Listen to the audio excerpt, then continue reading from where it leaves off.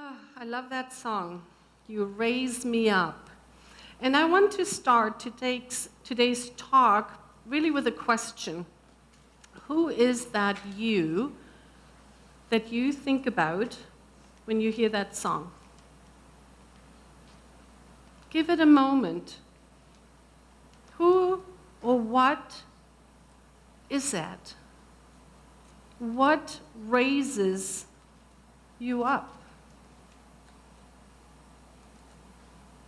You know, this whole week I have been deep with my nose in a book that Fenwick Holmes, the brother of Ernest Holmes, who started this faith tradition, wrote about him, about his life. And it is so fascinating to me to feel into the times when this beloved, who questioned everything and asked lots and lots of questions, when he found this light that led him eventually to create this teaching to answer questions of philosophy and to bring in the science. It is just fascinating to me. And the reason why I'm asking you, who is that you think about that raises you up, that helps you over the challenging times, because I believe that we need to get very clear on that, because that is our light. That is the light, that is the North Star. That is what I want to explore today together with you. Maybe by show of hand, who has a clear idea what that light is? Yeah. Maybe about 60, 70 people here in the sanctuary. I saw a few more online. We have this new technology. I can actually see you. I wish we would have the time for each one of you to say, this is what this you is that raises me up, that is the light that helps me to remember, to know that I am more than this physical body. That there is a part within me that has always been and will always be. So I'm going to make some educated guesses, and let me know if I'm totally off. But I think for some people, that you is the God of your understanding. Spirit, first cause, whatever name you give that which is eternal, which has always been and will always be. For some, I believe that is the you. That is the you that pulls us up, that opens our hearts. If that is the case, do you ever hear love songs and you hear them sung to the divine? I do that all the time. I recall a talk a long time ago that Reverend Michelle Madrano gave about love songs and to hear love songs on the radio, cultivating that relationship. Now, for some of you, maybe what raises you up is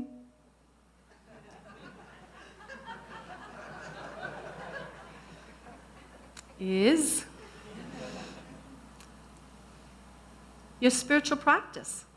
It's an action. It is the time, the self-love that we give ourselves every day, hopefully, to let go of this mesmerizing small r reality we find ourselves in here, and to cultivate our awareness of peace, of love, of that light.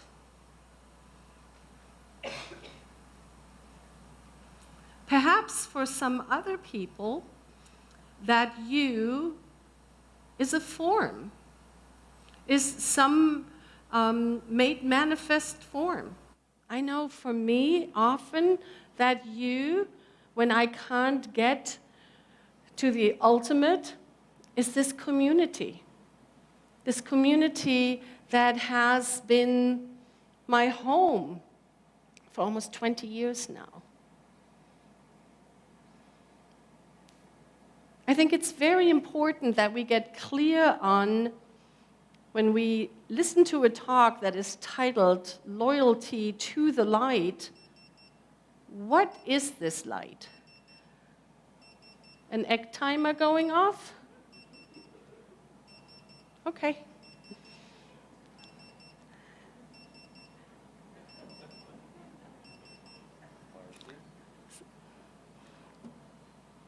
I love that.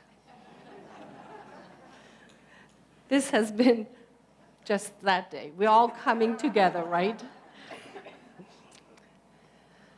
So what is that light for you? And then, once we are clear on that, how and when do you turn towards it? I have been contemplating, as I said, as I'm reading this book, and there's this line that hit me, that Fenwick talks about the turn of the century, not this last one, the one before, right? When Ernest Holmes was in his 20s. And he describes this time as a time of great struggle. And I took a breath. And I asked myself, when somebody is writing about this time, the 2020s, might they say this is a time of great struggle? Could be. Could be. But what that brought home to me is, like, I believe that every generation has this time of great struggle, of finding their way. I see a couple people up here nodding, right? Many people who were in their 20s or in their teens in the 60s would say that was a time of great struggle. And yet, here I stand, fed, with a ceiling over my head, in beloved community, in a place where I know I can reach out if I need anything, and people say, yes, yes, of course I'm there for you. And yet there is a great big storm brewing in our individual lives, in our communal lives, in this country, in this world. And so as I offer these ideas of how to cultivate the light or how to move ourselves into the light, I so want to make sure that you don't hear this as that is the only thing that is going on. Right? We all know people who are struggling, especially during this time of great light that brings also forth this time of great shadows. We know that many people's lives have been absolutely upheaved, either by choice. We have several beloveds in our community are moving to different states. or by what is not a choice. Things coming to an end. People experiencing a completion, a death. And so I am really working on, and I want to be transparent about that as I lean into the light, as we come into a sanctuary that is decorated with all these lights. Let us make space in our hearts for the times when we are not in the light, or for the times when we are with someone who is not in the light. And I believe that these tools that Dr. Ernest Holmes brought forward and that have been expanded by so many beloveds can really help us to expand our experience to a degree that it is so wide, that our hearts are so wide to include any experience in it. Yes? Yes? And it's work, right? It's practice. Dr. Ernest Holmes says, I think we have a slide about it. He says, we can sit in the shade or move into the light, or move into the sunshine. Choice, right? That's what we teach here. We are a choice at any moment. And yet, and here's what really is important in this quote, sitting in the shadow, we may not really believe that there is any sunshine. I'm not going to ask any raising of hands, but have you been in that place where we are in the shadow and we don't know if there is really sunshine somewhere? I know I have. I have been in places where I was convinced that there wasn't any sunshine. And so here we are, probably about 120 people here in the sanctuary, many online, and we are each living at the same time. But what I want us to be aware of, that we have very different experiences. And so it behooves us to take care of ourselves, to expand our own consciousness so that we are able to meet another right where they are. And the best way I know how to do that is through spiritual practice. Now, I'm one of those beloveds who loves communal spiritual practice. I love coming together and meditating. I love coming together and chanting. And I want to offer us an experience of a spiritual practice, if you're willing. And this will work here in the sanctuary, and it will work online. I have asked Marcy to assist me, and our beautiful Jackie is going to play the piano, and I think the mic stand is... You got it? Wonderful. There's this song by Michael Gott that says, that the lyrics are, I am a light in this world. And giving all that I just talked about, sometimes we are in a place where we can't get from wherever we are in the shade into the I am a light in the world. You know what I'm talking about, right? The very first step for us is to recognize where we are, our location in this ever-expanding and upward spiraling journey that we call life. And so we changed the words, and we invite everyone into this experience. If it feels comfortable, I ask you to close your eyes and find your way into this chant. There is a light in this world.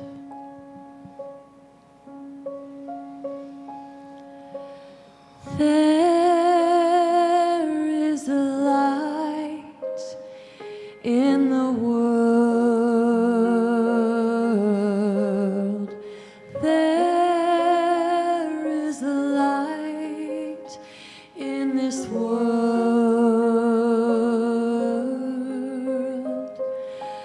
There is a light in this world.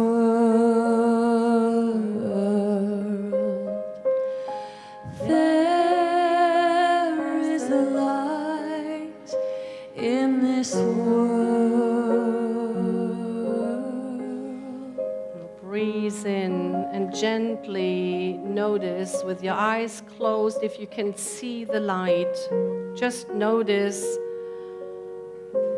where you are in relation to it. Breathing in, releasing any tension, dropping shoulders. Notice the light and chant from this place. There is a light in this world. There is a light in this world. There is a light in this world. Oh, there is a light in this world.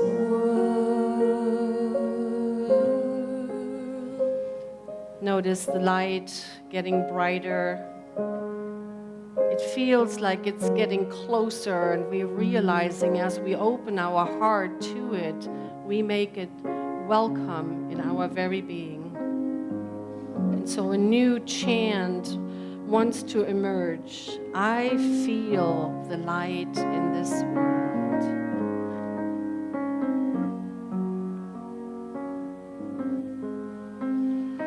I feel the light in this world. I feel the light in this world. I feel the light in this world. I feel the light in this world. And this light grows. It continues to grow, and it melts into our very being and connects with the light within. And so from the center of our being, from the I am, we claim this light as ours. I am. I am a light in this world. I am a light in this world. I am a light in this world. I am a light in this world. Let's hear each other.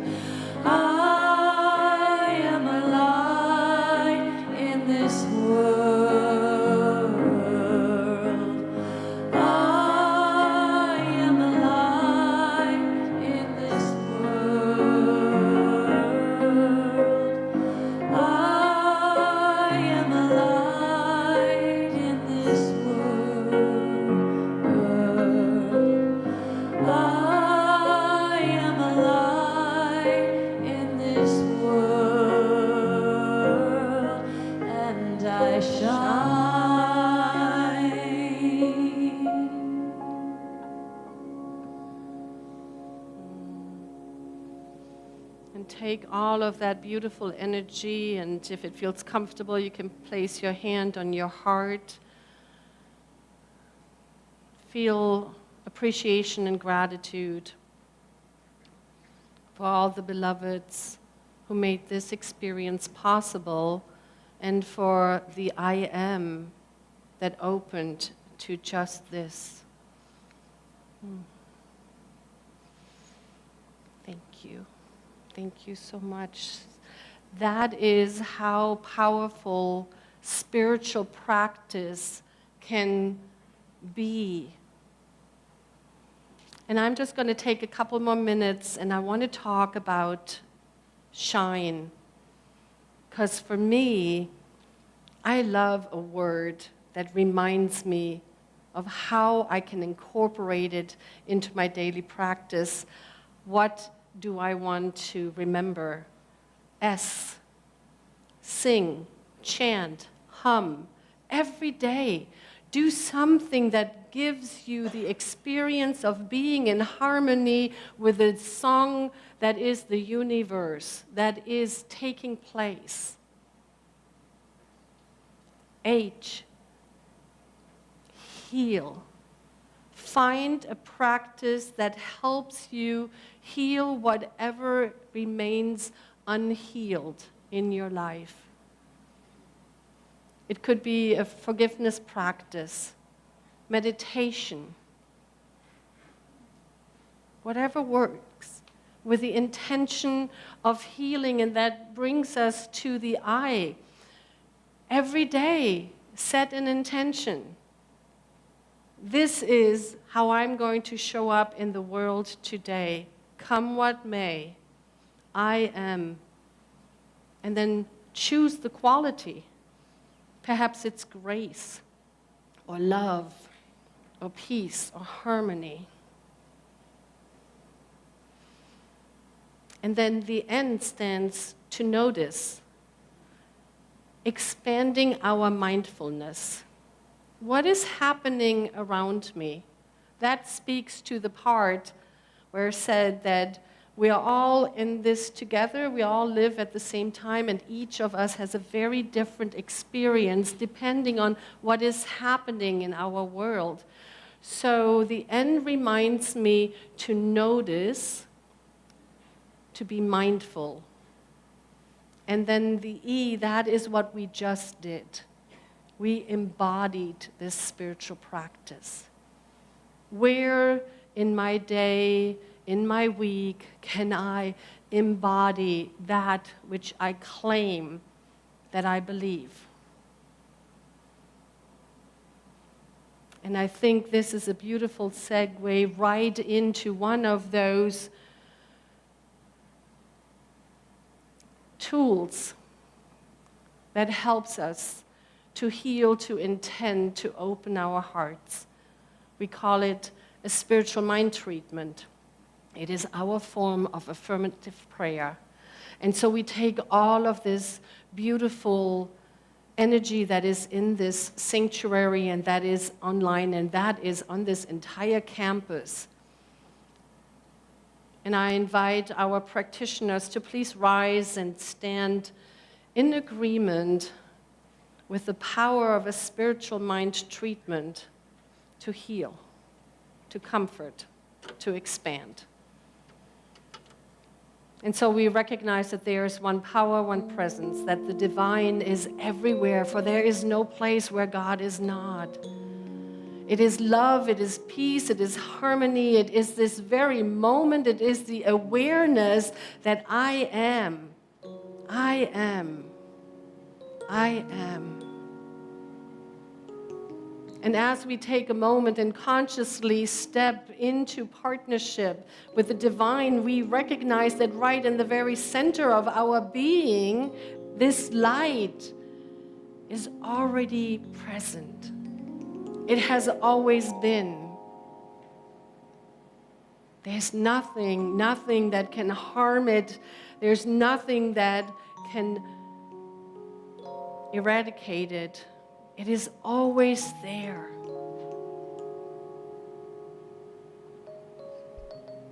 And as I stand in this light, I speak a word of manifestation and uplifting to all those beloveds who have placed a prayer into our prayer ministry. All of these beloveds who are holding a prayer on their hearts. For I know that they are the light. I know that the I am is in them as it is in me, as it is in everyone. And so we can rest assured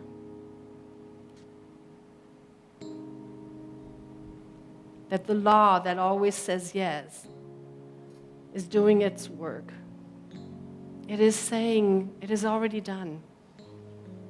It is already so. It has come to pass. And so we simply place this word into the law, we let it go, we let it be, and we claim this together as we say, and so it is.